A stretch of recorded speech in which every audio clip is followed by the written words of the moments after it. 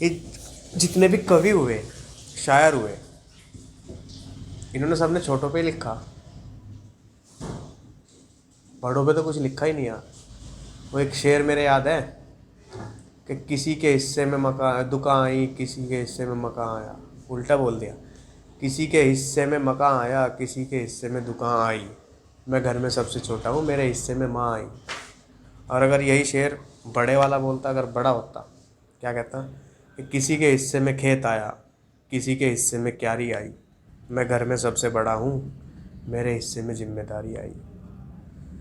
इस जिम्मेदारी के चक्कर में कुछ सपने मेरे टूट गए, इस जिम्मेदारी के चक्कर में कुछ राग तराने छूट गए, और इस जिम्मेदारी के चक्कर में कुछ अपने पीछे छूट गए।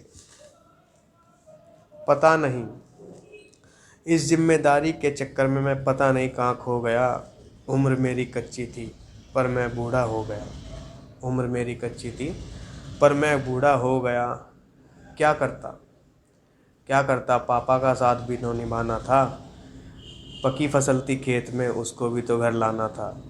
पर तू गम ना करना, तू गम ना करना, और यही कहना और कहते रहना कि किसी के हिस्से में मकान आया, किसी के हिस्से में दुकान आई, मैं घर में सबसे छोटा हूँ, मेरे हिस्से में माँ आई।